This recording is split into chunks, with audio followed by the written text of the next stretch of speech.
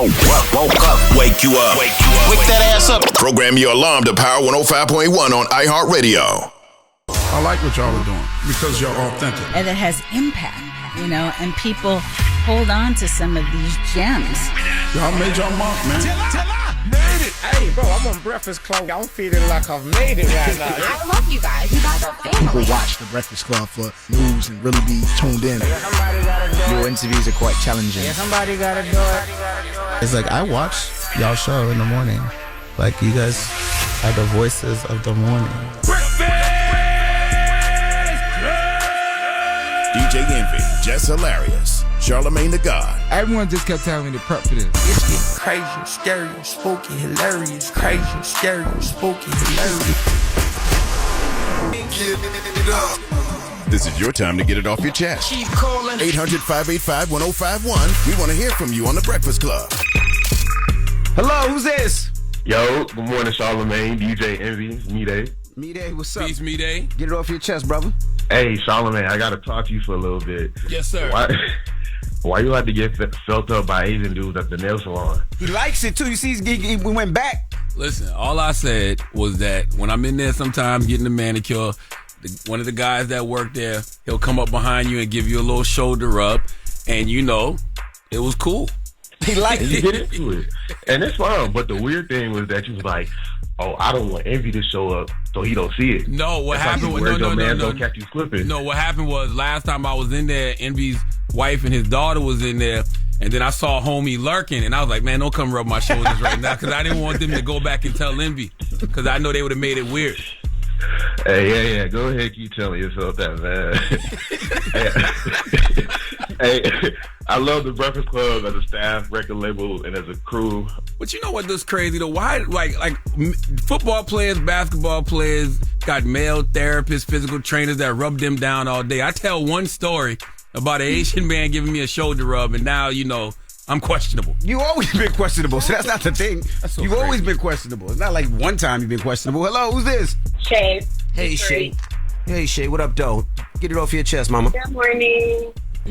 Hey, girl. Yeah, I just wanted to let my family know that I'm not mad at y'all for not telling me that my cousin has been sleeping with my previous boyfriend. It's been about 5 years since we've been together, but she claimed she didn't know that was him or whatever. She was around, he was around, but she said she didn't know that was him. However, I just want to let them know I'm not mad at them. They claim, they acted funny, like I should be the one that's upset, but they upset. But I'm like, okay, I'm not mad at y'all, like it's whatever. So I just want to let my cousin know I'm not mad at you, girl. Go ahead. And she allegedly pregnant by him, so damn. Do your thing, girl. You got a new man? You should come with your new man. You got a new man? Uh-huh. I got about 3-4 of them. That ain't the problem. Talk that talk. She said she what? She got about 3-4 of them. That's not a flex, ma. No, don't walk in with all of them, though. That's not a flex, okay? But you know what? It looked like it seems like you dodged the bullet, though, so that's what's up. No, definitely. But I just want to let her know I'm not mad at you, girl. Go ahead, do your thing. All right, All right, now that's how you get BV, too. I just want you to know that, by the way. Thank you. What? That ain't my problem. It's been 5 years. Do your thing. Wow. 3 or 4 men. And? She ain't think she was sleeping with all that. You ain't gonna know where the chlamydia came from. Hello, who's this? Man, my name's Junior. Get it off your chest. What's up, Junior? What's going on, Charlamagne, DJ Envy? I don't know if Jess out there or not. Just Yes, right. What's up, Jess? Hey, man, I be busy a lot. Doing a lot of different things throughout my years and stuff, doing stuff for the community and all that stuff. And I'm the only brother of 2 sisters. So my sister, I had an idea of 2 different things, but she just put out a book, and I just read a book. And just read a book and just seen how all the domestic violence that she went through. You know what I mean? And I found out all this stuff by reading her book. So I want to get this off my chest to apologize to my sister for not being the big brother. And then I already know that she already, like how they be trying to hold it back from their brothers. Yeah. When we going through different stuff like that, but I didn't know it was to this extent. I knew a lot of things, but like I said, I be doing a lot of stuff, man, and really wasn't paying attention, man. And I just want to apologize to my little sister, man, Jackie Gooseby, man. She out there, you know what I'm saying? She listening, man. She just put a book out there. If anybody want to check it out, it's called "To Make My Pen Cry." That's hard. Did she tell you that she was getting abused? Well, Did she tell? I'm sorry, relearning. I'm sorry, relearning to make my pen cry. Relearning to make my pen cry. Did she tell you she was getting abused when she was getting abused? Say that again. Did she tell you she was getting abused when she was getting abused? No, man. I knew regular relationship stuff. Yeah. You know what I'm saying? But it ain't go that deep. You know, she ain't go that deep. And then when I talked to her, when I just talking to her, man, she was telling me that you know what I'm saying. You don't want to keep us out of stuff. You know, I don't been through trouble and all that stuff. You know what I'm saying? So, but at the end of the day, man, I want to apologize to my sister, man. She deserved that, man. I learned a lot of that stuff in that book, man. And it got me really feeling bad, you know? Don't beat yourself up too bad, because it's not like you knew what was going on and ignored it. That's right. Yeah, man. All right, my brother. If I can get anybody just to encourage, not encourage anybody, you know what I'm saying, they is not just, I mean, take a look, read to it, man. And I appreciate it. Yes, sir. All right, brother. Appreciate you, man. Absolutely. Get it off your chest. 800-585-1051. If you need to vent, hit us up now. It's The Breakfast Club. Good morning. I'm dialing. Hey, what you doing, man? I'm dialing. I'm calling you.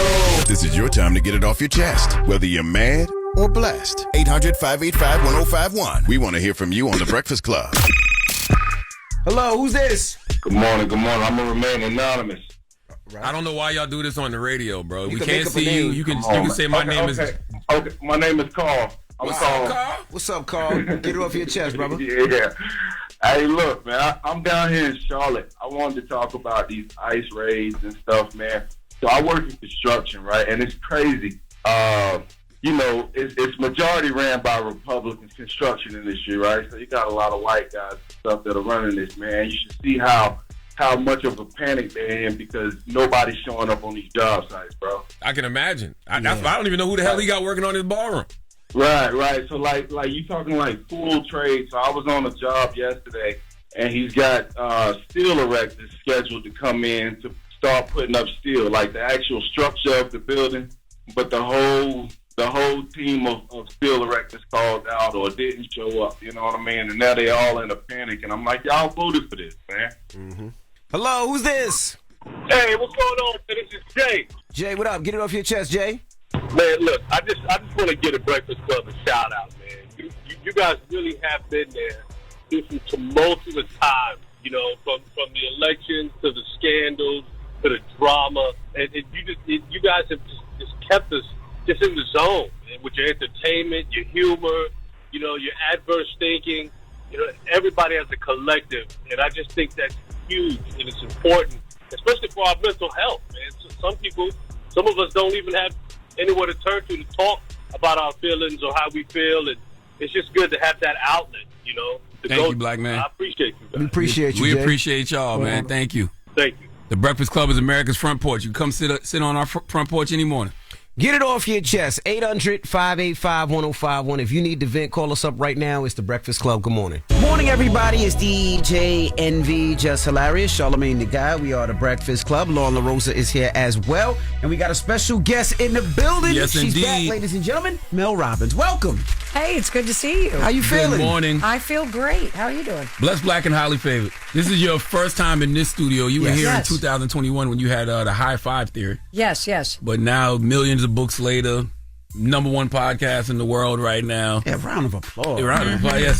Not bad for a 56-year-old woman, you know? Man, it really feels like you've truly arrived. What do you think, you know, the success, what's made all this new success happen? Well, you know, it's not new success. Mm-hmm. Like, what you're seeing is the result of 15 years of just boring, grueling, daily reps. Mm-hmm. Like, that's what nobody wants to understand, is that you can be successful, you can achieve anything you want.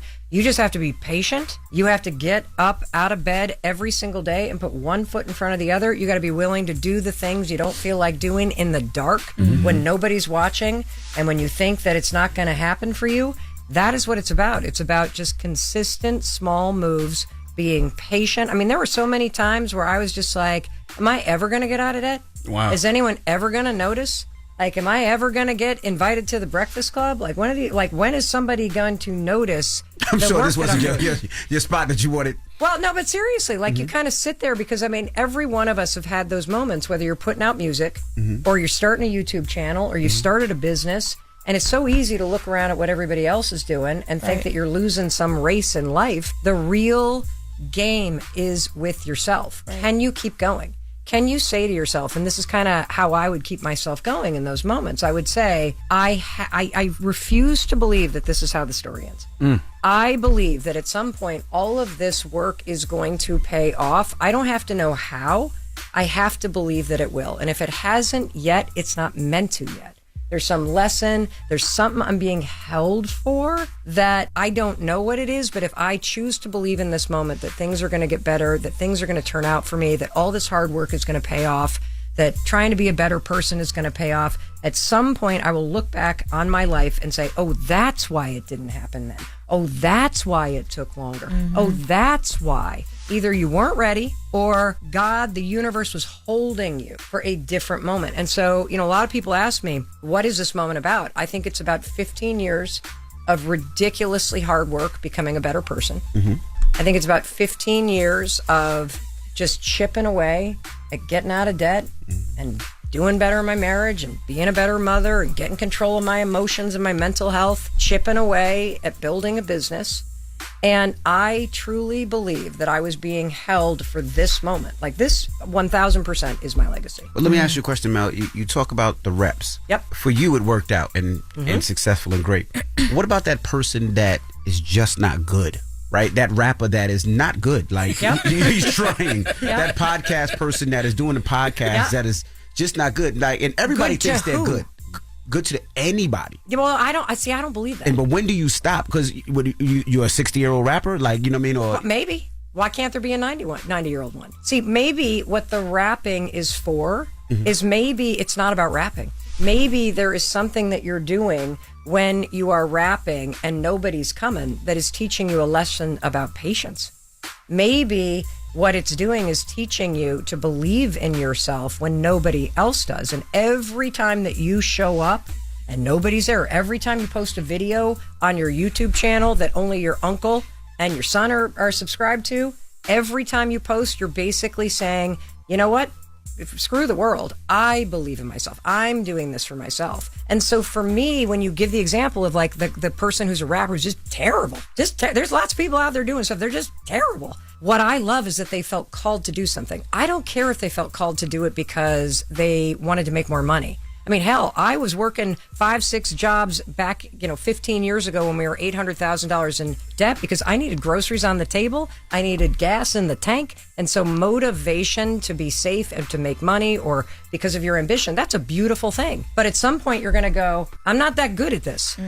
But I believe, and this is what I think is super cool about life, absolutely every experience that you have in life is leading you somewhere and teaching you something. And one of the reasons why I share so much about what I've learned and the mistakes that I've made, I'm like the villain in every book, is because I'm stubborn. Like it takes a sledgehammer from the universe for me to wake the hell up and stop doing something. Like I literally get so into my groove, whether it's drinking too much or taking my stress out on my kids or being a jealous, insecure friend, that things have to backfire for me to wake up and go, well, guess I better try something different. I want to just set it up about the book, man. There's some books that I believe are must-reads in life. The Let Them Theory by Mel Robbins has been added to that must-read list. My wife got it for me a few weeks ago, and the book is just essentially about how you have to stop wasting your life on things that you can't control. When did you get to that revelation? Oh, my God, at 54. I am a slow learner. And the funny thing is I'm married to the chillest dude on the planet. I mean, I'm married to a man who is not only Buddhist, he is a death doula. And like when you want to talk about like a person that can just sit in stillness, I'm like a tornado of emotion. And so I've always wanted to let things go. I've always wanted to not care what people think. I've never known how.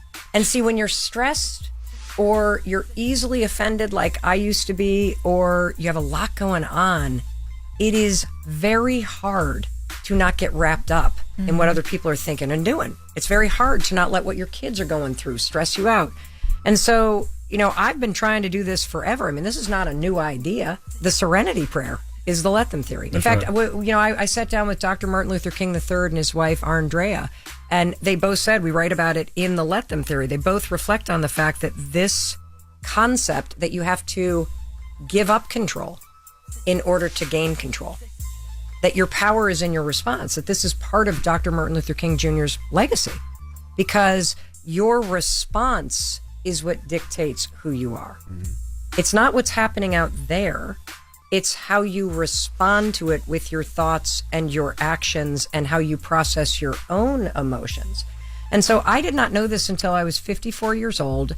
And, for me personally, the power of these two words, because we've all said let them in our lives a bazillion times. I mean, there's a sermon circulating that's 20 years old, T.D. Jakes, doing this let them sermon. So this is a concept that has been around since the beginning of time. And that's why this has resonated. I'm not teaching you something new. I'm reminding you of what you already know to be true. And I'm handing you this tool so you can snap out of this crap where we're constantly worked up about what other people are doing to take our power back. You talk about managing other people a lot, and I've never heard the term put like that, but you use it to basically talk about how we're so what you're talking about right now. We're worried about other people, but also too, I think it's expectations of other people that we're making decisions based around that a lot. When did you realize this whole scale of like managing other people and learning when to clock out of that job of trying to do that? Well, so what is going to happen is this. So when you start using the let them theory, and it's so easy to use, the next time you're stressed out or annoyed or frustrated, and it's always with other people, just say let them. That's how you use it. Let them. And you're going to immediately feel peaceful. Your mom's in a bad mood, let her be in a bad mood. Some old friend of yours is talking, let him talk trash. Why?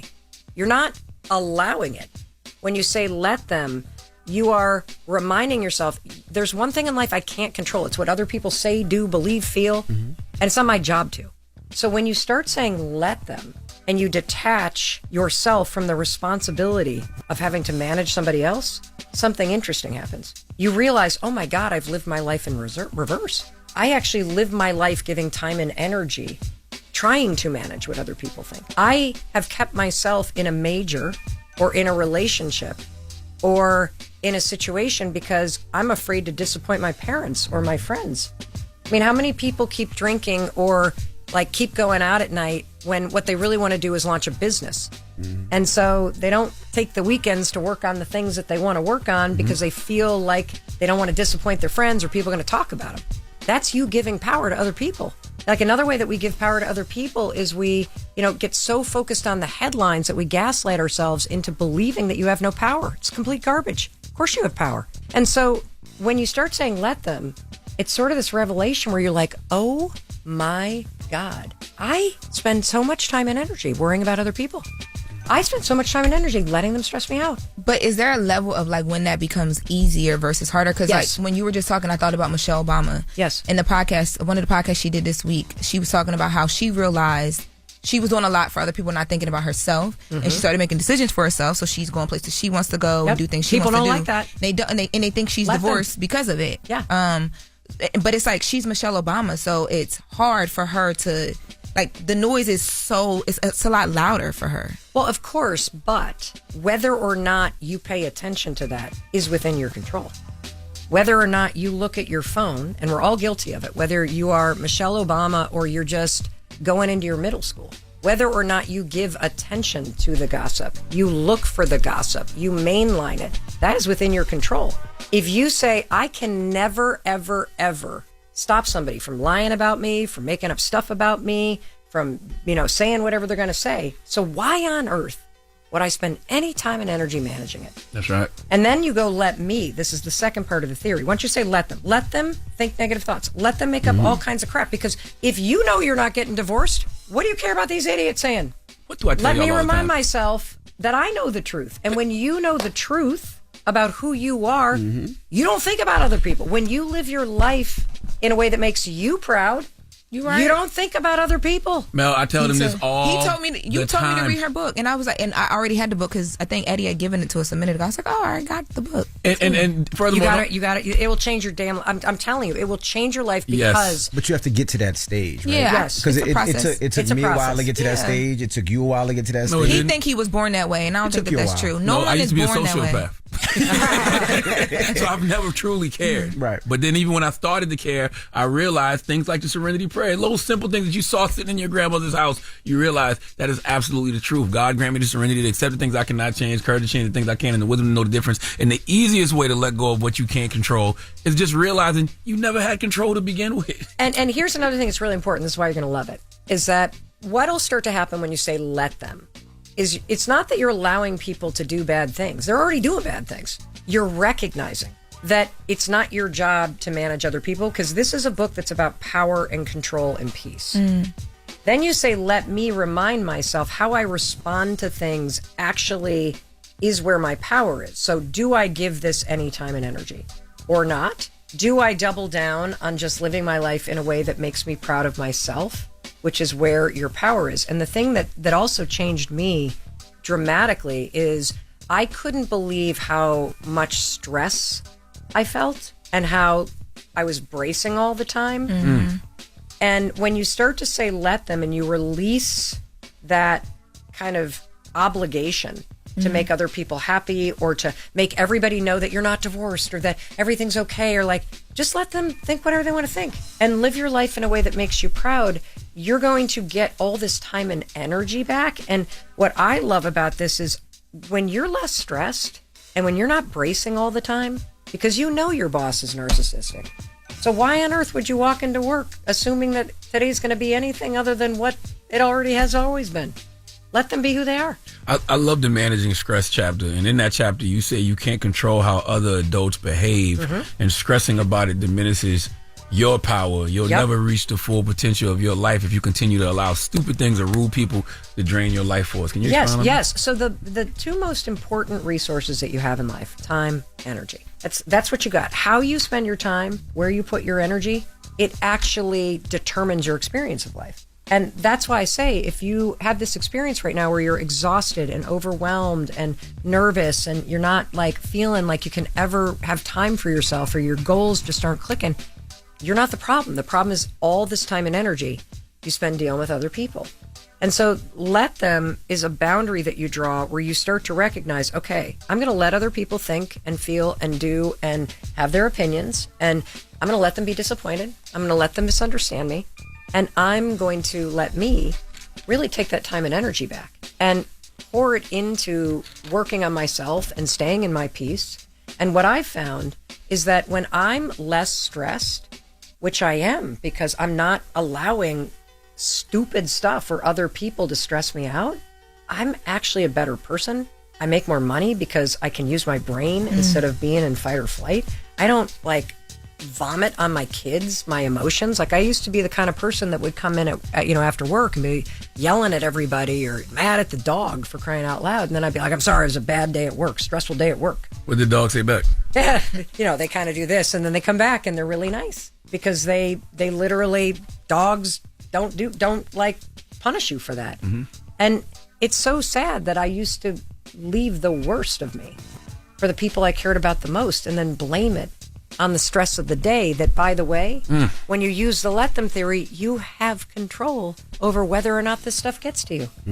Let me I have a question. Yeah. In chapter 5, you say, let them think bad thoughts about you, right? The question with that is, when a lot of people sometimes, especially on social media, right? Yep. Nobody fact checks anymore. But that could affect your reputation. That could affect your business. That could affect the way that your kids' teachers look at you or business that comes around. Of course. So what do you do in those instances? Well, so here, this is a very tricky question because you're talking about the PR and the media swirl. PR is a little bit different. In personal, like, I think it's really important to understand who you are, whether you're dealing with rumors at a middle school or you're dealing with rumors in your community or you've got somebody in your family trash talking you. In order to repair your reputation, it is better to show than to tell, in my opinion. You prove the truth based on how you show up in life, not based on the words that come out of your mouth. And if there is somebody spreading things about you, the best way to handle it is to go directly to that person and to ask them about it. Because those kind of people, the people that gossip about you, ultimately end up crumbling anyway. That's right. Because it always catches up with them. You were in the book. You talk about how you felt paralyzed by imposter syndrome, especially when you were teaching the 5-second rule. I wonder what's changed since then. Like, what gives you the confidence and authority now to feel like you can go out here and teach the Let Them Theory? That's a great question. So you know how? Well, first of all, imposter syndrome is deeply misunderstood. So imposter syndrome does not mean that you don't belong in the room you're in.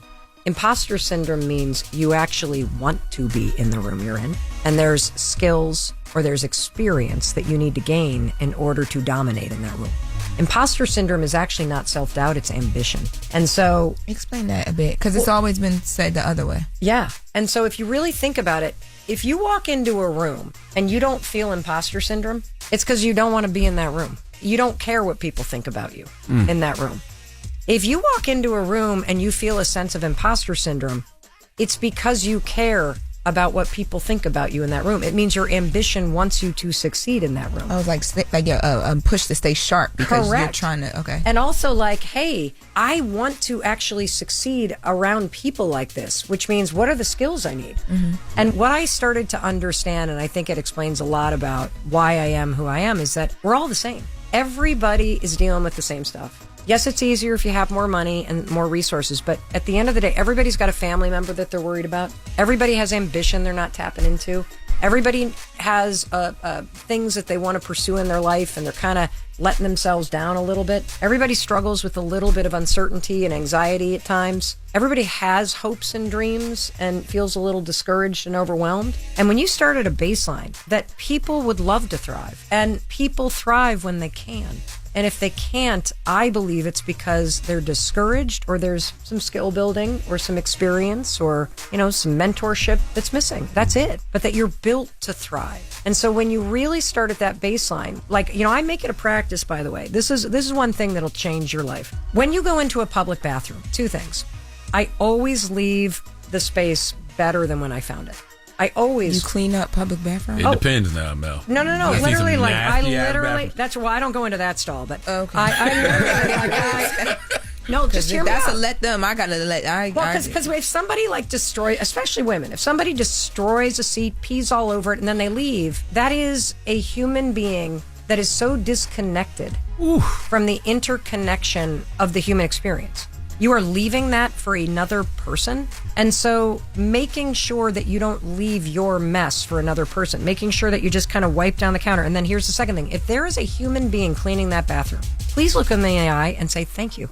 All the time. Thank you. All the time. Like that right there is a simple thing that will make you start to shake out of that woe is me or that stress or that overwhelm. Let them know you appreciate and see what they're doing, because it changes who you are.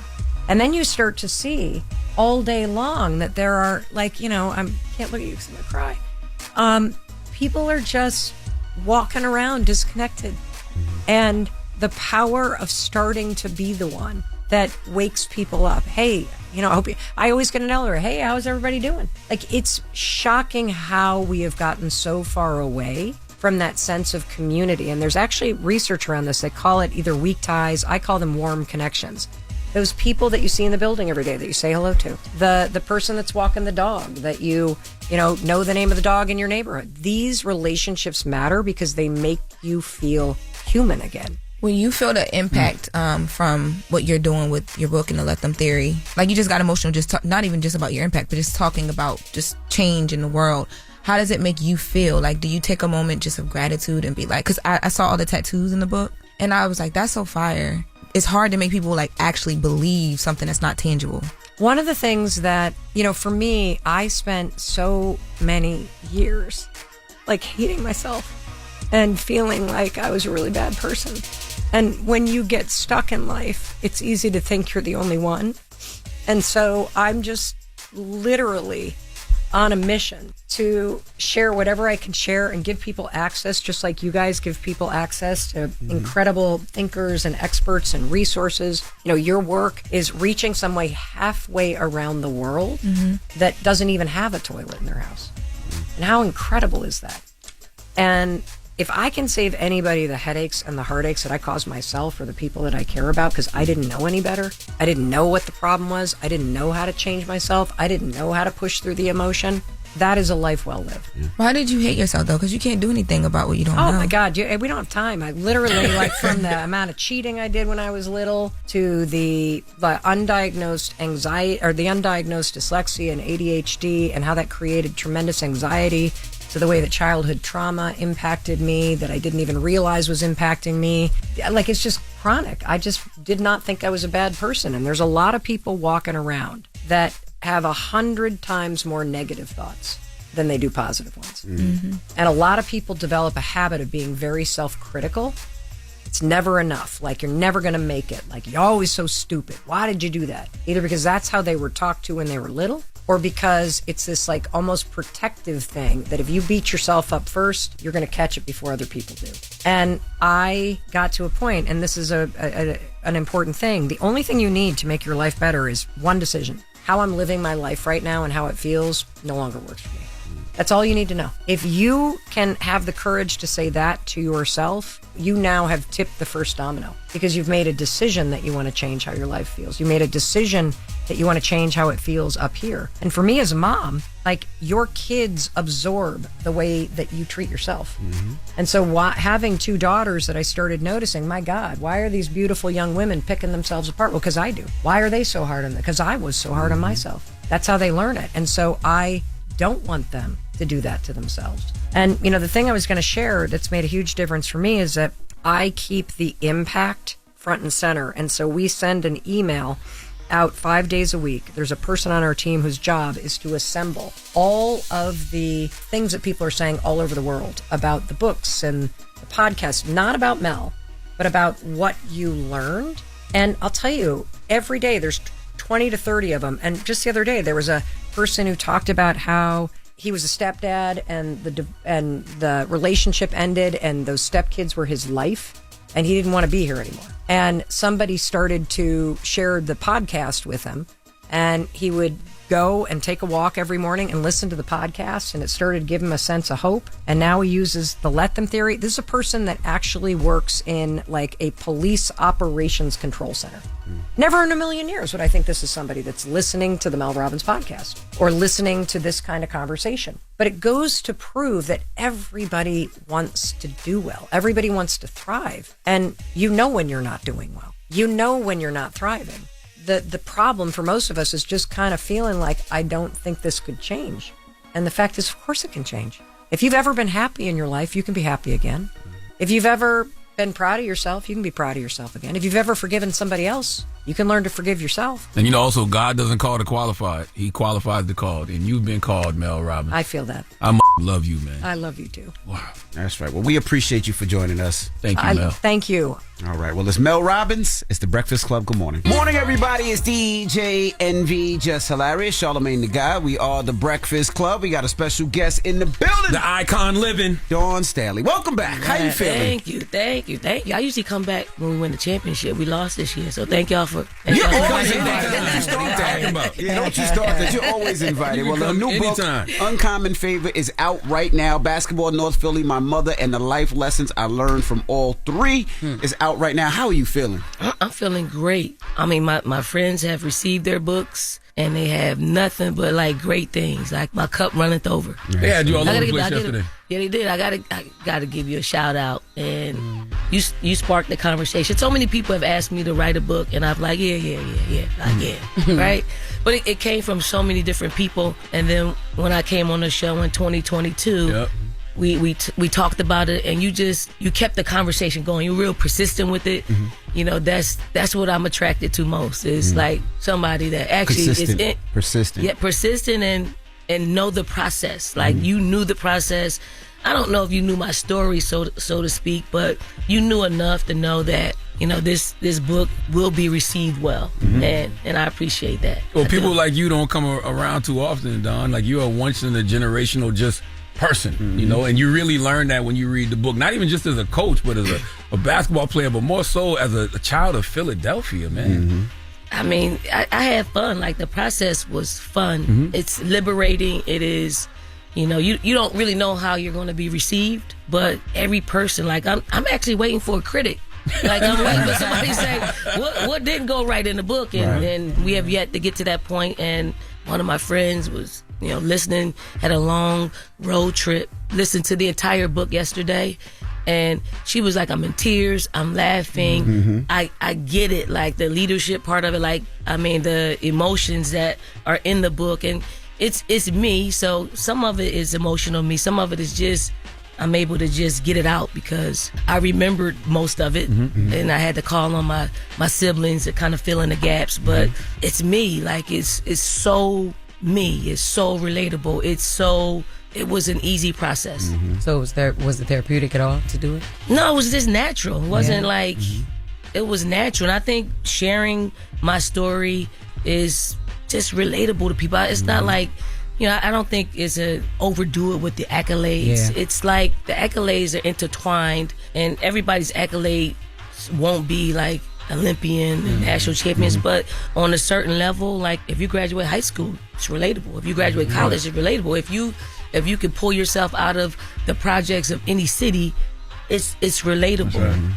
And there's no wrong path. Like there's no, like you can get off tilted, but then you got to come back by like habits, come back by the lessons in the book are just it relates to every single thing that you would want to accomplish in life. And I'm not just saying that to pump the book, but it really is. Like I'm only giving what other people are giving me, the feedback they're giving me. And it's cool to hear people just relate to the book. Yeah. I love it because, people know you from different things, right? Some people know you as a player, some people know you as a coach. But with this book, it starts from where you came from, which is North Philly, right? And you talk about Raymond Rosen housing projects. And you talk about, you said growing up in the projects was the best decision your parents made. Explain that a little bit and how that formed to the woman that you are today. Just imagine the people that don't grow up in the projects. What you think happens in the projects. You think probably only one thing, crime, like bad things. And for me, it was the foundation of giving me the scars I needed, the chinks in the armor I needed to succeed. Like there was unity in the projects. There was discipline in the projects. There was manicure lawns. There was my block I grew up never had trash in it. Like it was captained in a way that would compete with any suburban lawn, or neighborhood. So it was all those things that help build you up. Like I'm unbothered and unafraid to tackle on the most challenging things in life because that's nothing compared to that's nothing. So I think it gave me the foundation I needed to just be able to coach every day, like coach young people. Like generations are changing. Coaching talent and individuals and young people nowadays is very, very challenging. I love how you embrace your inner child. I love this picture on the back. What's a moment from your childhood that still shapes how you handle pressure today? There's a story that I share in the book about my father, who, I'm over 50 now, right? But when I don't know if I was 12, 14 maybe, I got invited to play on this team in this competition outside of Philly. It was a road trip, and my father was like, no, you can't go. That hurt me. It really hurt me. And I remembered it so vividly that for him to deny me that, because it was one of the first times, but I'm 13, 14 years old. Whose parents gonna let somebody else take their child out of state? I wasn't thinking about that. I was solely thinking about basketball.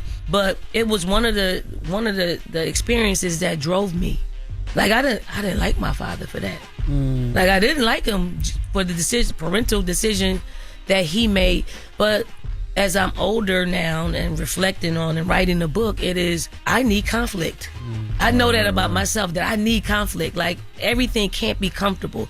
If I have 10 people supporting me, here, I need about 10 to 12 people that's hating. I need it. It helps me. Drives you. It drives me. It drives me. That's why you said I don't have a critic yet. I'm waiting for a critic for the book right now. Right. So it's the ability. We lost to UConn this year.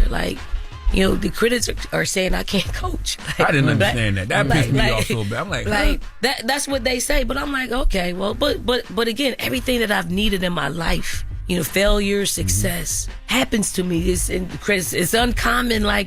But I know our loss this year will somehow help us. It will. I'm not just relying on it helping us. I'm going to put action to it. So it means something. I loved when you said that in a post-game conference. You was like, I hope that they're crying.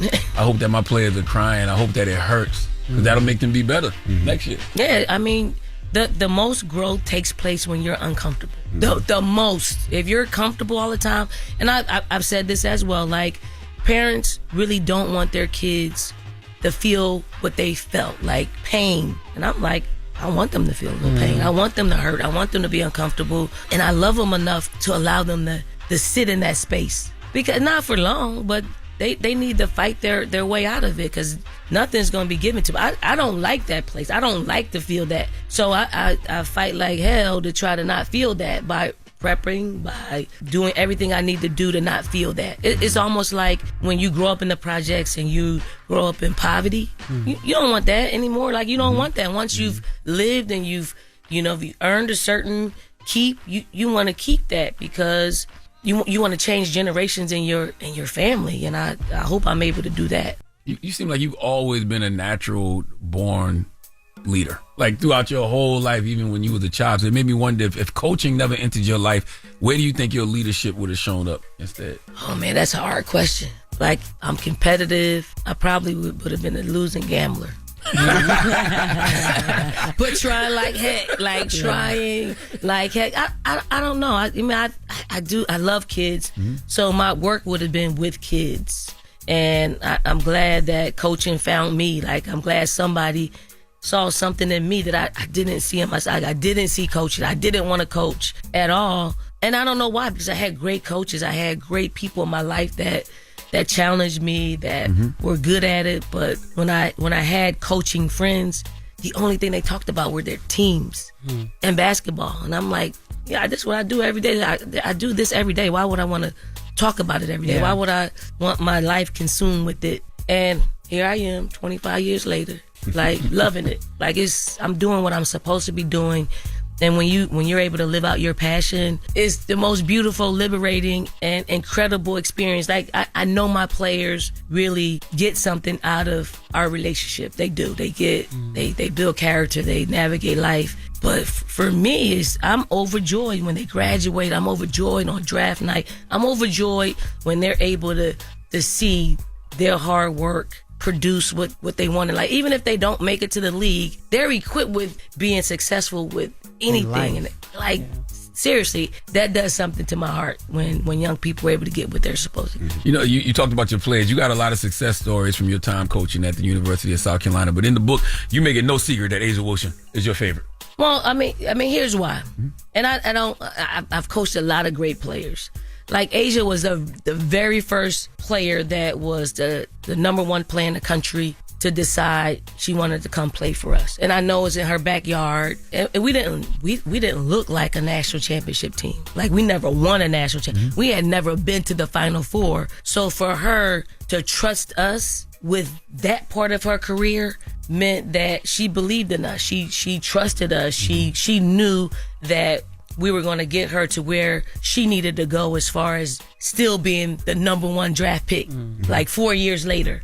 Like, when someone, and it wasn't just her, it was her entire family believed in it. And it took some, at times, them thinking, did we make the right decision? Because she started her first game, and then she was terrible, like scrub-like, right? Scrub-like is pretty fall. Scrub-like, That's right? where that's fall. So I was like, I gotta take you out of the starting lineup. But I didn't even tell her that. I told her parents first. And her mom, Eva, was like, you sure? I'm like, you gonna have to trust me on this one. Like, you just gonna have to trust me. And she was like, all right. But at the end of her freshman year, she was National Rookie of the Year. She was first team All SEC. She was Rookie of the Year in the SEC. Like, she got all the accolades coming off the bench. And when someone, as a coach and leader and mentor, young people believe in you. Like, they really do. When that's reciprocated, because I believed it. I knew that she was going to be the one that takes us to that next level. When you're able to have the same synergy, you know, A'ja was hell to deal with, right? Because she's young. Like, she went to private school for like 12 years. All of her schooling was private school. So she needed to be roughened up a little bit. to get her ready for what she faces. Like, she faces the critics right now, but I know she can handle them because we took her through all of that. Like, she had dyslexia, right, throughout her college career, and I'm like, okay, you're going to read in front of the team every time we have a game, because we have a scripture reading and an inspirational reading before every pregame meal, and there's somebody that has to read it. So I was like, you're going to read it. It took her senior year. Couldn't do it the first, second, or third. Her senior year, she read out loud. And she had fun with it. She was like, y'all, this is a long one. Y'all going to have to bear with me. Like, it was that kind of liberation. So when she gave her entire self to me, the good, the bad, the ugly, entire, that's why I just have a really strong like relationship with her. Like, she could tell me anything. Like, I'm non-judgmental. Like, young people won't want to tell you everything because they think you're going to judge them. I don't judge. Like, there's nothing that any one of my current, former, future players can tell me that's going to rock me that I haven't seen. Like, everybody's been through, like, there's no new problems. It's the same old recycled problems. So just give it here so you're not dealing with it longer than you need to. It's interesting, right? Because I was watching you. You did Good Morning America, The View, Colbert, all of that stuff like that. So you was working, but I still know you still the coach at the University of South Carolina. But I was like, oh, you know what? She'll be fine because she used to play ball and coach at the same time, which I found out about in the book. That was insane. 6 years. That's crazy. 6 years. I mean, when I got into coaching, I was like in my prime. So, the AD at the time, he kept asking me, like, he was persistent. Like, I'm like, no, I'm not interested. I'm playing in the WNBA. And then he just kept asking, and then I ended up having to go meet with him because the Final Four was in Philly, and I'm from Philly. He knew I was going to be there. So I went and sat down with him, and he asked me 2 questions. He was like, can you lead? Did you do your research? Like, did you, like... And I was like, yeah, I basically was the captain on every team that I played on, right? And then he was like, can you turn Temple women's basketball program around? And I was like, oh, is that a challenge? Like, is that really a challenge? Because I'm drawing the challenges, and I never answered the question. I don't even think I answered the question. He was like, hey, can you just come down the hall and meet some people? So I was like, okay, I'm here. He took me in this conference room, sat me at the head of the table, and there were like 10 to 12 people sitting around this table, and they're asking me questions like, where do you see yourself in 5 years? I'm like, playing in the WNBA. And they were like, do you ever see yourself coaching? And I'm like, no. Like, y'all, they were interviewing me. I was on a job interview. And I didn't know it because all my job interviews were tryouts, like basketball, like physical tryouts. Needless to say, I took the job. 2 weeks later, they just agreed to allow me to continue to play and coach. So I was in like basketball utopia because I was coaching, and I'm actually still able to express myself on the court because I wasn't ready to hang up my shoes. I was still very much a player. And I think that allowed me to play a little bit longer than I wanted to. And that allowed me to keep staying fresh with what was up with teaching young people because they were more enthralled with me playing because that's what they wanted. Like, I was living their dream right before their very eyes. And I think it just helped me be a better coach, be a more understanding coach because I was a player receiving information from a coach. And then it helped the dynamics of what I was doing. Now, I wanted to ask about your father, right? You mentioned your father earlier, and you said your relationship wasn't that great, but you said it got better over the years. Do you understand some of the things that your father was trying to implement in you as a young girl? Because they said that your father looked at women's basketball and felt there wasn't too many opportunities and didn't know if you could sustain at that time. And do you wish that you kind of put yourself in his mentality back then as a child? Because even with the name of the book, it says Basketball North Philly, my mother, but not my father. So explain that a little bit. But not my Good father. Catch. But I know. Good catch. I think even the one, like, family members that are closest to you, yes, I thought I should have had a much more mature outlook on that relationship. Now that you can reflect on it, now that you can see, because I held that, and if you can hear it, I still hold that instance. But when you're coaching, right, you come into a situation where you hurt a player, like you hurt that player.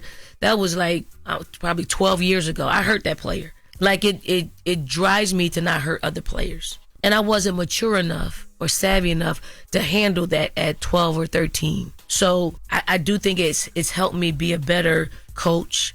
It helps me be a better person to really, like, I didn't talk about things. I held that. My father probably doesn't. He's been dead and gone since 2001.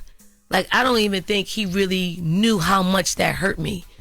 But I also use that to navigate the no's. Like, I handle no's a lot better because of that. I love the Respect the Power of Habits chapter. And in that chapter, you speak extremely highly of South Carolina's own Malaysia Fawali. And you even refer to her as a younger, savvier version of you. You say, and this is a quote, "I heard from so many adults who gave their own parents hell only to see their teenagers return the favor. Now it's my turn in the barrel." So when I read that and I was like, damn, she had so much love for Malaysia. What was your initial reaction when she decided to enter the portal? And was it surprising to you?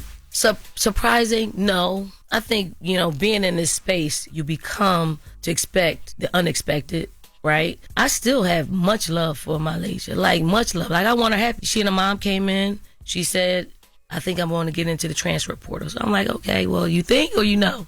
And she said, "I know." And I said, well, I only want you happy. Like, I really do only want our players happy, whether that's with us or somewhere else.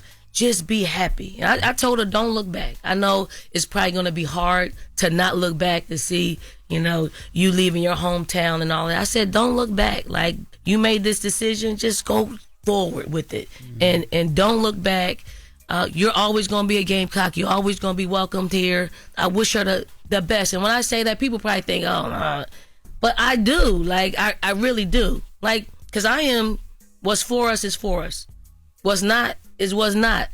Let's keep moving. I don't stay in despair. I don't stay in those spaces for very long. I'm like, okay, we got to get recruiting. We got to get back into this portal to see who we can get to help us. I think she's going to have a promising career. I do think she's a generational talent that will never leave. Like, she does things on the basketball court that I've never seen a woman do. And she'll continue to do that, and we'll continue to be happy for her, except the one or two times that we have to play them. Like, it's on. Like, she's gonna be super competitive against us. We're gonna want to win, and it's gonna be a pride thing that comes with just being a competitor. And we got much love for her and her family. Now, this has nothing to do with the book, but I wanted to ask, since we're talking about players.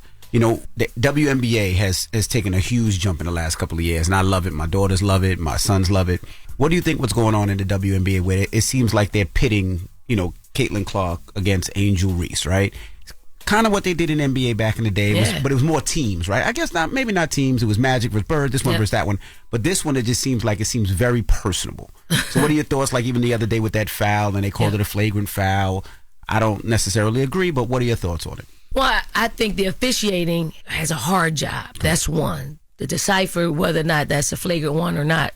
Hard job. And I do think they understand the dynamics of Angel and Caitlin. I do. I think it's great for our game. Because it's like, it's a sport. Treat us like a sport.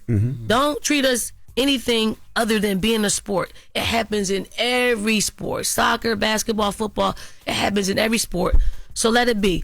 I'm gonna take the lead of Angel and Caitlin. And that lead is, they said it was a foul. The officials got it right. We're moving on. That's what I'm taking. I'm gonna take their lead. Okay?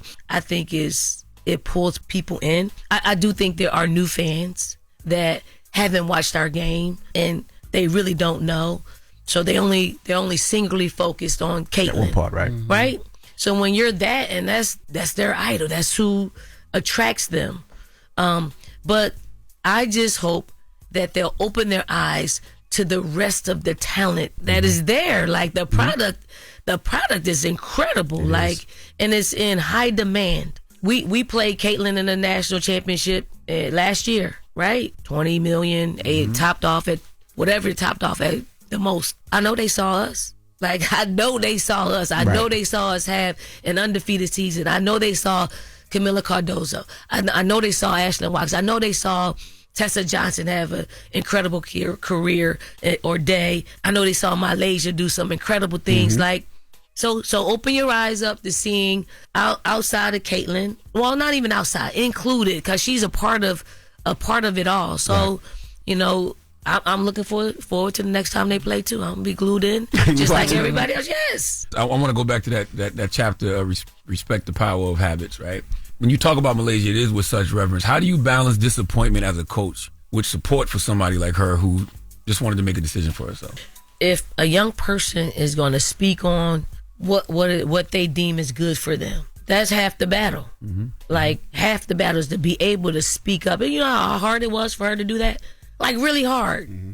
Really hard. So I understand that dynamics of her decision making. And then it's like, okay, well, what do you do with it? Like, if she was my player and there was a chance for her to want to come back, or if she decided that that's not what she wanted to do, I was going to talk to her about why did it come to that? What makes you think this isn't a place for whatever she said?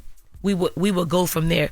I thought Malaysia was getting better. Like, I saw a whole lot of growth on and off the court to where LSU's gonna get the best of her now. Like, we went through the hard part of just kind of smoothing some rough edges and getting her to create good habits. Like I do think habits are the thing that allows you to elevate, right? I do.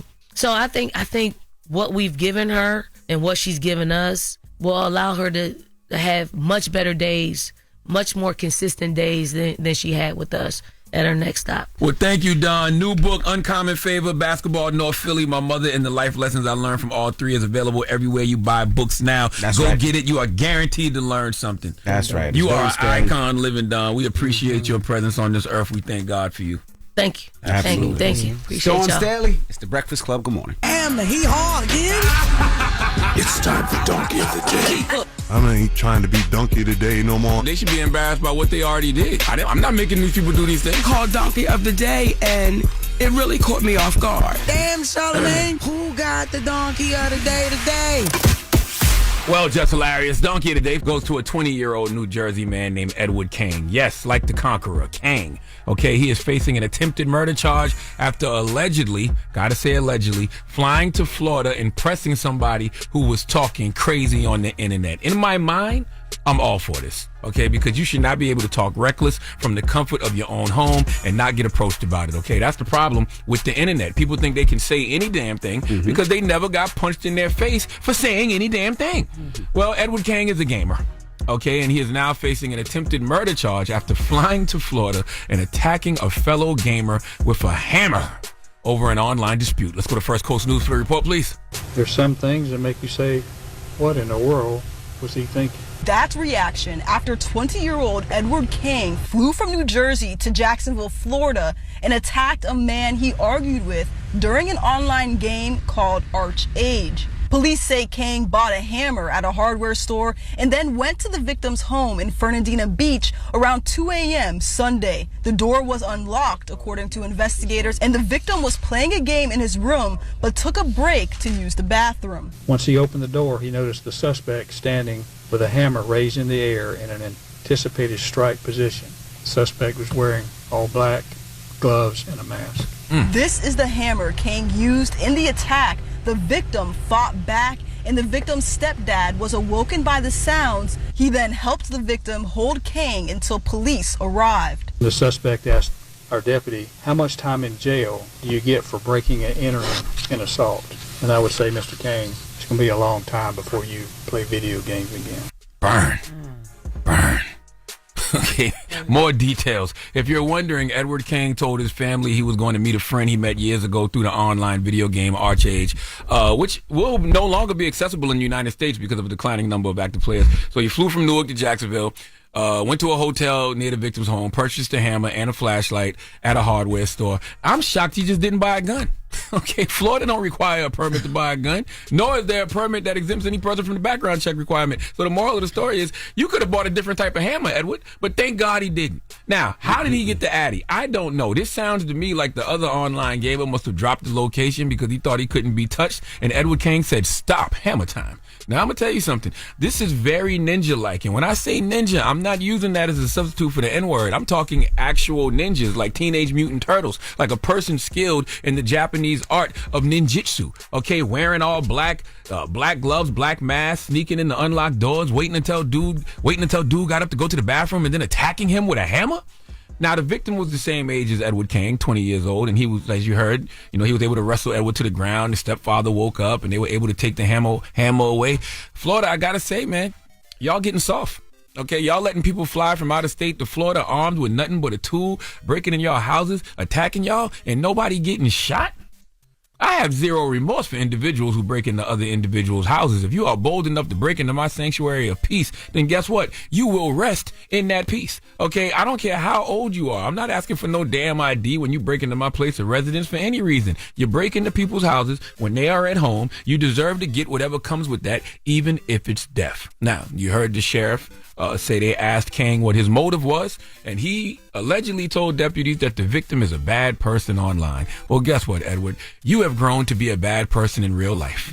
Okay? There's nothing this person said to you online that equates to you receiving second-degree murder and armed burglary charges. Now, Edward King, you heard him asked the officer, how much jail time do you receive for breaking and entering? And the officer said, I would say, Mr. King, it will be a long time before you play video games ever again. I like that kind of petty. This is a prime example of why you have to learn from the mistakes of others, okay? Edward King did what so many of us have wanted to do, okay? Pulled up on someone talking reckless online and beat they mother-loving ass. That was a BET edit. I'll beat your mother-loving ass. Why can't I love my mother?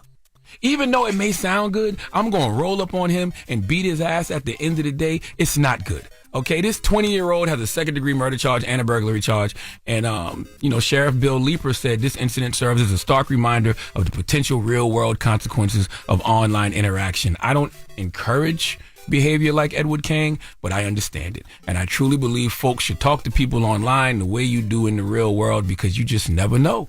Disrespect the wrong person, and they may be at your front door, dressed in all black like the Omen. Next thing you know, your friends are singing "This Is For My Homie." Please let Remy Ma give Edward King the biggest hee-haw. Hee-haw, hee-haw, you stupid motherfucker, are you dumb? Now there's nothing left to do but play a game of Guess What Race It Is!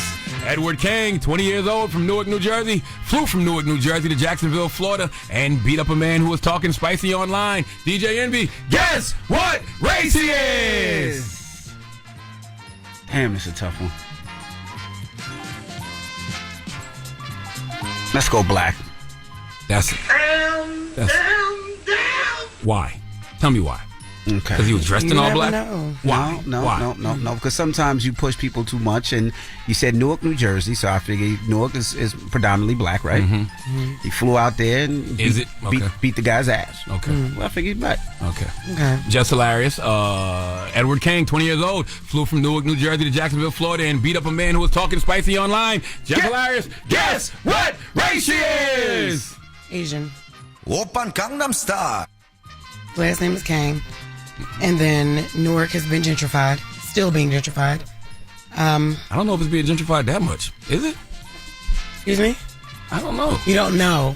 A lot of different races coming through there now. The only thing is, I see black people ain't gonna waste their money flying to Florida to beat somebody. That ain't true. That's a black damn people? lie. Are you out your damn lie? I ain't say black. Because I said flights is Asian. expensive. No, I'm just saying. I'm thinking about myself. But yeah. Well, but them Asians, they be having points. One of y'all is correct.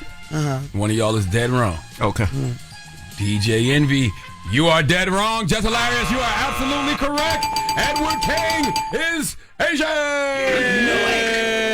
His last name King. K-A-N-G. Yes, he is. Oh, you said Kang. Yes. I thought you said King. Kang. Kang. No. You know I ain't say no damn That king. sound like he said king. I said Kang No. like You the said- Conqueror. You just, I ain't say King like Martin Luther. Yeah, Kang like Liu Kang. That's from right. Mortal Kombat. Exactly. There I you know go. And I know his first name is not Edward, but you know they get like different names when they come over here because it may be something else that we can't pronounce. But I even Kang. gave y'all a little hint during the donkey, but y'all just wasn't paying What attention. was the hint? What I'm was not going it? to say because I don't know if it's racist or not, so I'm just going to shut up. But you'll hear it if you listen back to it. Okay. Yeah, but I already knew. I think y'all Damn. cheated. There's no way you just got that one out the blue. Edward To Kang. use context clues. Yes. Edward Kang. And he K-A-N-G. flew. He flew.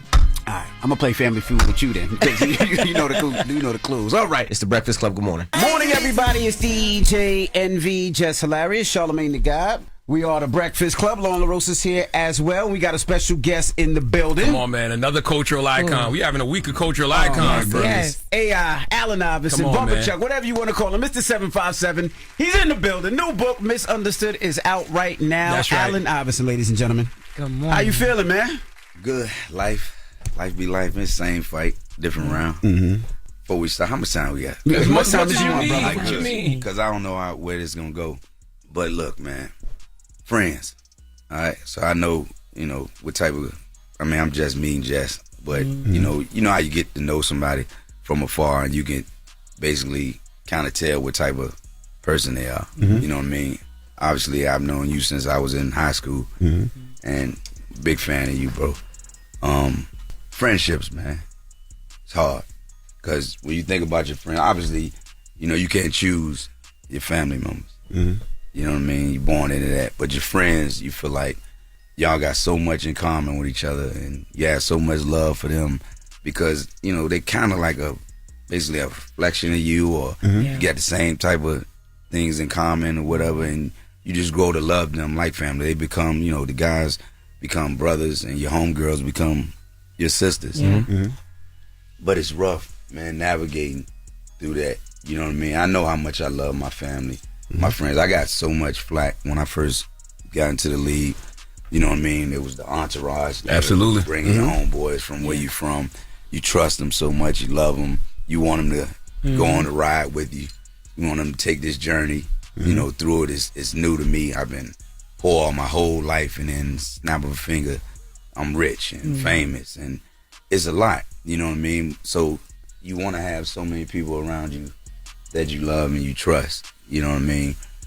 And the money, man, just, you know what I mean? It just, and it's so different from me and it's so hard for me because with my athletic ability that I was blessed with, I've been like this since I was 8 years old. Like, I always felt that I was rich, but I was poor. I always been famous. You know what I mean? When I was 8 years old, I go in the barbershop and guys 17, 18, 20, 25 years old, guys like, oh, there you go. That's the one right there. That's him. So it's always been that for me. I always had that attention. You know what I mean? I always been like that. Once I got some money, it was no different for me. Obviously, I could do things with my family and my friends that I couldn't do before. That goes without saying. Man, just the painful lessons of friends not being who you think they are when you add the root of all evil and the things. Did something just recently happen? Definitely. It happens all the time. But I feel the pendulum swinging in another direction as far as how I feel about it. Like how it used to hurt me. You know what I mean? You tell someone, you want to find out if somebody your friend, you tell them no once. That's right. That's right. You know what I mean? That's right. And their reaction would say it all. You know what I mean? Chuck, hey, man, I got a business opportunity. I want to start this. I want to start that. Man, can you give me $100,000? And you don't even have to tell them no. Yeah. You can say not right now.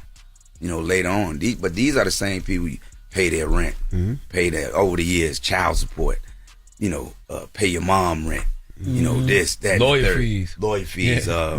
Every time you go to a jewelry store, you taking them. Because the most awkward feeling is I don't want to be shining and looking good, and my homeboys not. So when I go see Manny, you know what I mean, they going. You know what I mean. When I get cars, they get cars. You know what I mean, like, and it's just like when you tell them no, the way they act. Somebody saying this, hey, yo, man, what's up with your man AI? what's up with it, man? That. Dang. You know what I mean? Like, after reading your book, nobody should question your loyalty or ever say bro, not the way you took care of people. I'm telling you what you seen. But do you regret that? Because I mean, you took Virginia with you everywhere you went. That's why I say the pendulum is swinging. That's why I say or feel that my maturation is on a higher level now, because back then, when something traumatic would happen to me like that, or I see how they act, for me telling them no, I feel myself not giving a damn anymore. Like, you know what I mean? Even in the book, there's nobody that felt like that was around you that didn't help you in some way, shape, or form. So you was repaying them. Like, you talk about how when you was in jail, they was taking care of your mom, and they were the ones that would tell you, you're not going to be hustling, you're going to be playing ball. So it wasn't like you just had a bunch of leeches around. It was people that looked out for you, so you look back out for them. You know what?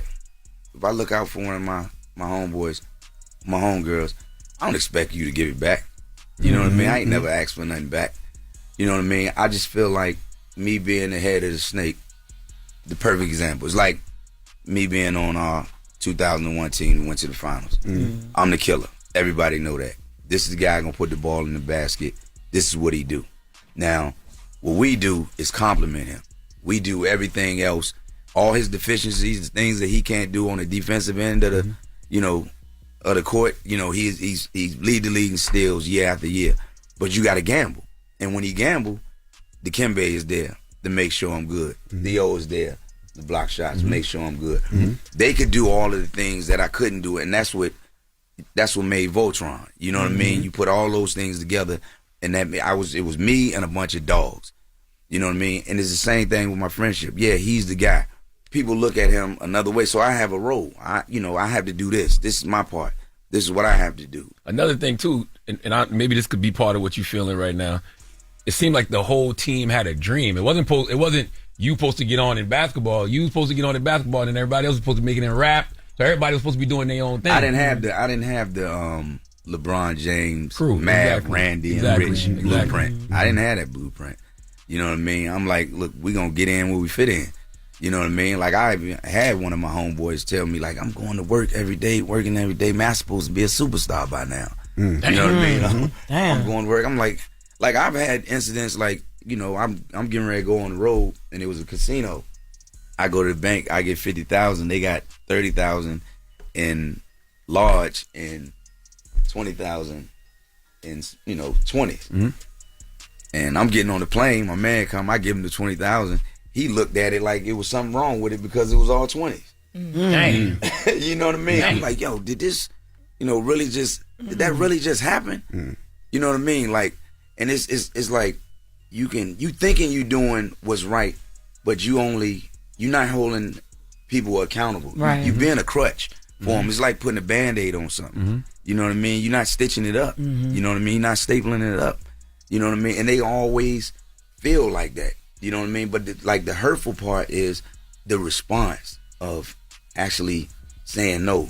Aaron McKee told me, he said, Chuck, just, you know what I mean, when you cutting your grass, you know what I mean, and you getting them snakes out of there, let them ask you for something and tell them no. You know what I mean? And I think I'm doing a great job of cutting it, but you still got the little small, the snakes might be gone, but some worms in there, some small. You know what I'm saying? Right now it's Charles Barkley and a whole bunch of people saying we was trying to tell him this 30 years ago. That's right. Yeah. Like, it's just like the basketball aspect of everything. I ain't never think that I would retire that early. You know what I mean? I ain't never had no backup plan. Like, growing up, once my mom told me I could be anything I wanted to be an NBA basketball player, and that was it. It was no B, C, D. It was just that one dream. Coach Thompson used to always tell me, you always listening to everybody else. You're always listening to somebody that's never been to, from A to Z, telling you how to get there. You know what I mean? And that's what I was. I had everybody that wasn't me and never had the experience telling me how to do it. I want to ask you about the title of the book, man. Do you think you were misunderstood? That's the title of the book. Or did people outside of your circle just not take the time to understand you? You're a smart dude. Sometimes. A lot. This is one of my favorite shows, so I see the good days and bad days. You been ducking this for a long time. Somebody say, like, I'm gonna come up. I watched Dame come up here. It's for real. It get real. I think they can answer it better. My perspective is they were learning on the fly too. It's like, with my documentary that's coming out, it was like 3 hours long. Mm-hmm. I think I cried like 2.5 hours of it. I had to keep walking out of the theater because you think when it comes to the people that love you. You think how they feel about, turbulent times. Yeah. You know what I mean? And you think how your girl feel. You think how your mom feel, your uncles, your aunts, your homeboys, your homegirls. But then when they actually tell you from their point of view how they felt, and how they looked at things and how I didn't see how I was f***ing up, how they had to try to address me with certain things like, you driving the car, we riding shotgun. And it's hard to tell somebody, that's trying to live their life what they should do and what they shouldn't do. Mm-hmm. You know what I mean? Like, I'm 21 years old. You know what I mean? When I got into the league, at that age, like, you couldn't tell me nothing. Yeah. Mm-hmm. You know what I'm saying? Like, I'm here. You know what I mean? Like, the dress code, I'm like, I dress like the dudes, the drug dealers from my neighborhood. Like, I'm dressing like this because, this what the old heads from my neighborhood, this how they dress. Mm-hmm. You know what I mean? I just couldn't afford it. Mm-hmm. You know what I mean? My cornrows, I got cornrows because I was tired of barbers messing my hair up. So I'm like, damn, if I just grow my hair, I ain't got to deal with that. Tattoos just got addictive. I got one. I couldn't afford them. I would have been got a lot of them. Mm-hmm. My daddy was a hustler. Mm-hmm. You know what I mean? He was in the streets. My mom, in the streets. Like, I didn't have no. Nobody to sit you down and give you structure. Yo, this is how you do Wasn't things. No Coach Thompson then. Yeah. Mm-hmm. You know what I mean? Wasn't those people? They weren't in my life yet. Mm-hmm. So all of that was where he was. He was, but he was there when I got to the NBA. Mm-hmm. Me and his phone calls was, you all right? We never talked about basketball. You all right? Mm-hmm. Yeah, I'm all right. All right, I'm just checking on you. How's Swana? She good? How the kids? You know what I mean? And that was it. He was allowing me and thinking he was preparing me at Georgetown for what was the inevitable, me going to the league. But you can't prepare for that, bro. How was that pressure, though? Because the nicest player, right? But you change culture. Mm-hmm. But when you change the culture, the NBA pushed back against it. But you never broke. You never folded, even though they could have banned AI and said, nah, we don't want you in our league. But you never folded. You never backed down, and you kept it that way, which hurt you at times. Why was that? They profited off it, too. You know what I mean? I would be on, one of the things that hurt me is I was on a magazine. They wanted me on a magazine because of my talent and who I was, but they airbrushed my tattoos off. So you want me, but you want some of me. I took the ass whooping for it, but the dress code thing, like, I actually was just, you know what I mean? I was 21. Where am I going after the game? I'm going to the club. Mm-hmm. You know what I mean? Like, before that, they were used to dudes wearing suits, and you know what I mean? I was like, damn, like, I've never worn a suit growing up. I'm going to church or to a funeral. The only time I put on a suit. In the courtroom. In the courtroom. Definitely in the courtroom. So I never wore a suit to the gym to play, to the park. Sweatsuit, you know what I mean, or whatever. You know what I'm saying? So I didn't think nothing of it. David Stern and the rest of the NBA was like, nah, because it was all right when I was doing it. But then everybody else said, okay, like, he can do that? We can do this? So then everybody, you see Kobe coming in with the diamond chains on and the baggy clothes, and, everybody started doing it. Then the league was like, hold on, we got to do something about that. So it wasn't anything malicious. Like, and that whole situation showed me a lot, and it proved a lot to me at a young age about stereotyping people, because when you seen John Gotti kept on a $2,000 suit. Mm-hmm. But what was he? That's right. He get busy. Yeah. You know what I mean? So it ain't about, what you got on the outside, is who you are. And they said that bothered you the most when they labeled you a thug. Yeah. I'd be cool with a street dude. Mm-hmm. Cool with that. Because that's what I am. I mean, that's where I come from. That's all I've ever been around in my life. That's what I grew up around. But a thug, like, nah, that's that's a stretch. I was wondering, would you change things? And the reason I asked that, because even in the book, you understood you had to wear a suit to court, but you didn't want to do it for press conferences in the NBA. I was bad advice. Like I was told to go to trial and go off whatever the judge say, opposed to having a jury. That was bad advice. Yeah. You know what I mean? Some of it, I was getting advice from people that never had been through it. You know what I mean? I was told that if I wore a suit, then they'd be lenient. I was, I was extremely wrong. Oh, so you wish you'd have just wore the I might as well. Yeah. I remember that same suit. I was in a cell. It was 100 degrees with no fans in there in a holding cell. I was in a 4-man cell with 15 people. You know what I mean? And that suit, when they came and got me, I was in the corner with my boxers on. You know what I mean? Soaking wet, and the suit was balled up in the corner when they came and got me out of there. I had on my boxers. You know what I mean? So I don't know. Do you regret anything? Nah, because I wouldn't be who I am now.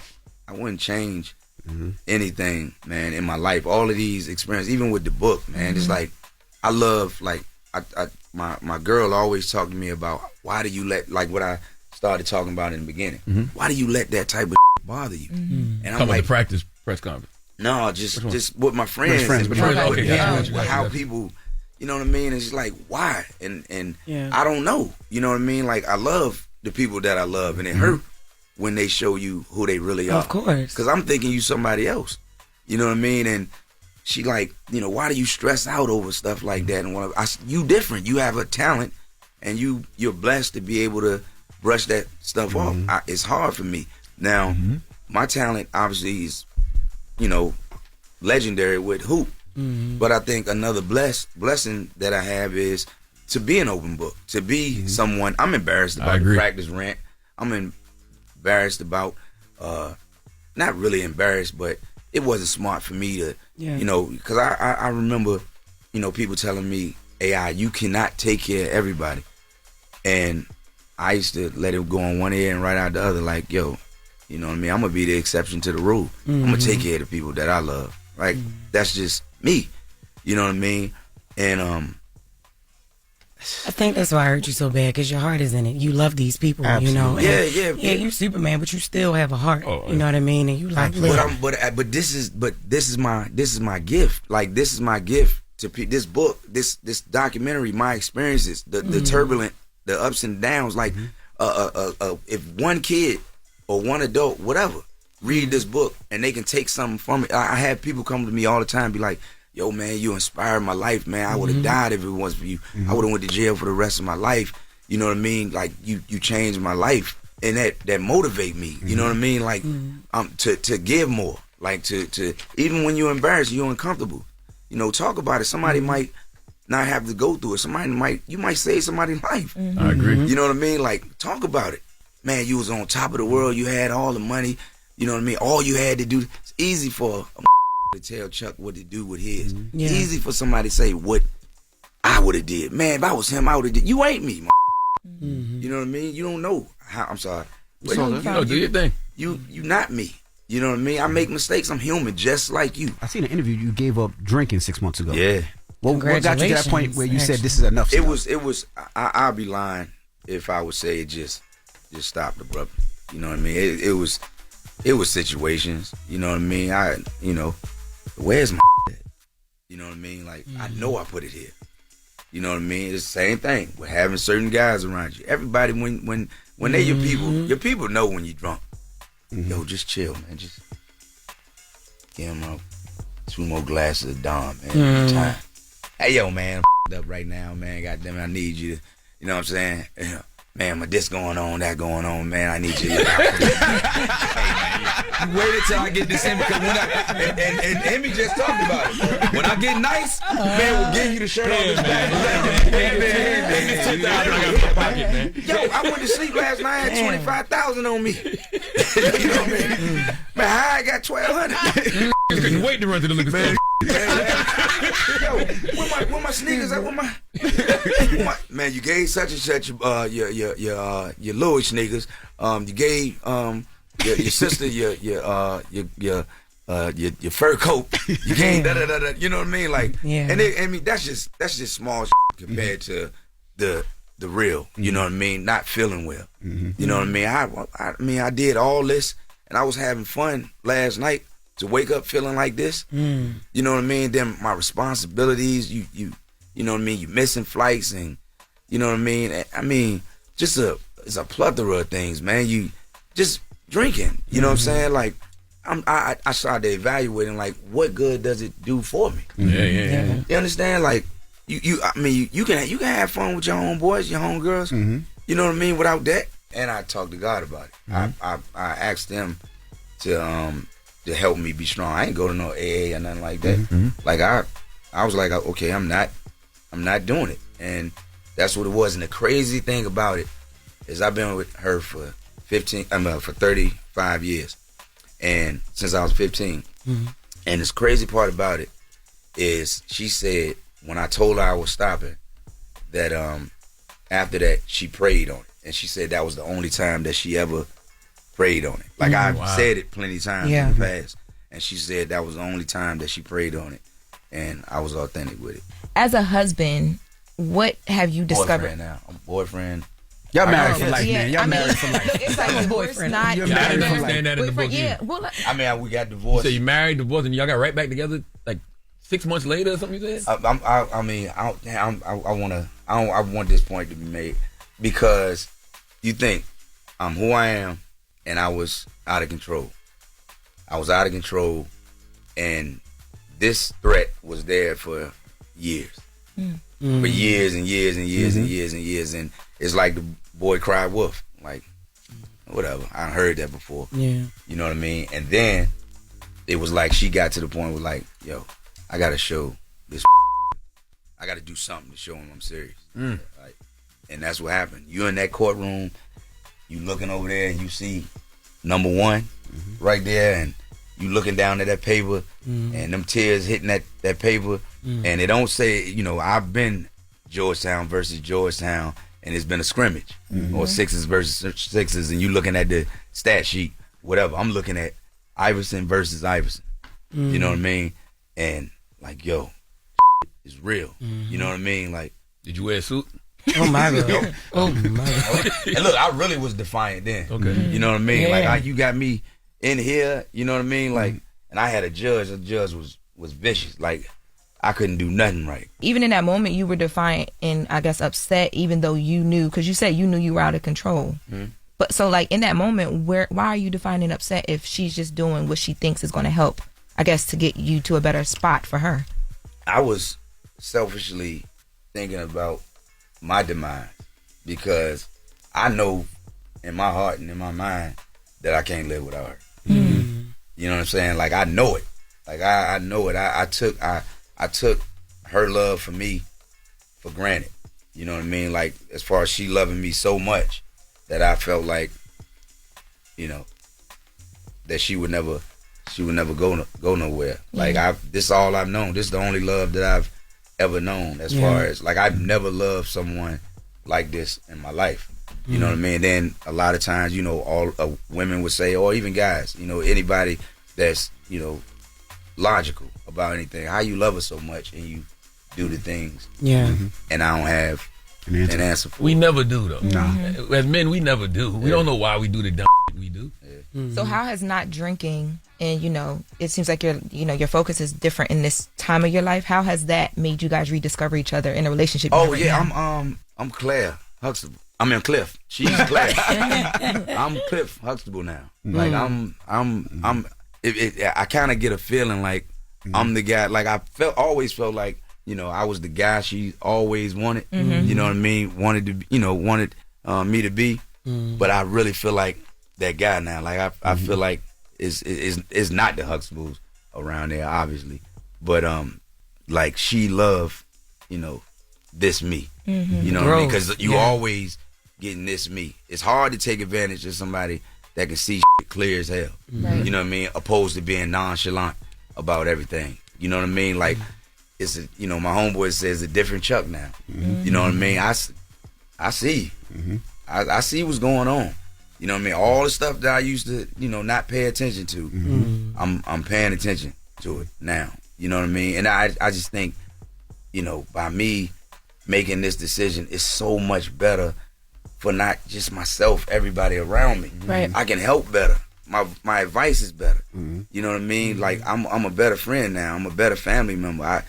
This is clear. You know what I'm saying? Like I promise you, I'm the smartest man in the world because I know I'm not.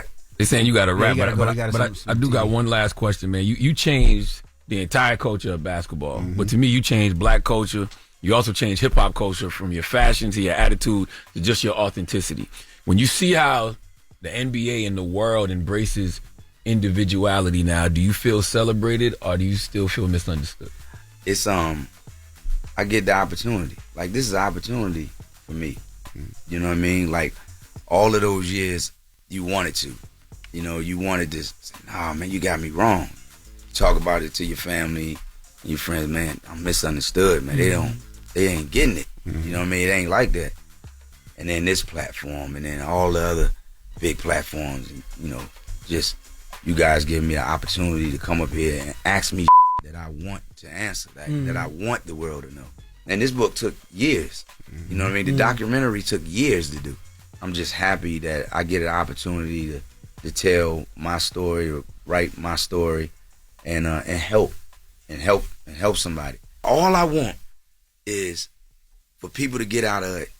Man, it's all right to be you. It's all right. That's right. You know what I mean? And it's things that's gonna happen in your life, and it's gonna be tough. You know what I mean? But that's when you gonna lean on number one. You gonna lean on Him. You gonna lean on God. You don't ask them you don't question them at all. You know what I mean? Whatever happened, happened. My grandma told me when I went to jail, that bowling alley thing, right. I said, Nana, why are they doing this to me if they know I didn't do what they said I did? Don't question God. Said, never question God. And I've never done it since then. Right. You know what I mean? Whatever He do, you know what I mean? I'm cool with it. You know what I mean? He driving his car, and I'm just sitting there, ride shotgun, wherever He take me, that's where I'm going, and I'm going to live with the results. So that's the only thing I want out of this thing, man. Live, man, laugh, and love, man. And we love you, brother. We love you too, brother. Man. It's Allen Iverson. Available everywhere Misunderstood is out right now. It's the Damn, man, Breakfast you just Club. walk out. I gotta go. It's Allen Iverson. It's the Breakfast Club. Good morning. It's time to get up out of here. Charlamagne, you got a positive note? Yes, I do, man. And it's simple. I want to talk to you about perseverance. Okay, people think that perseverance is like this long race. No, perseverance is many short races, one after another. And you're going to need it, okay? Because success is no accident. It is hard work, perseverance, learning, studying, sacrifice, and most of all, love of what you are doing or learning to do. Have a great day. Breakfast Club, bitches! Y'all finished or y'all done?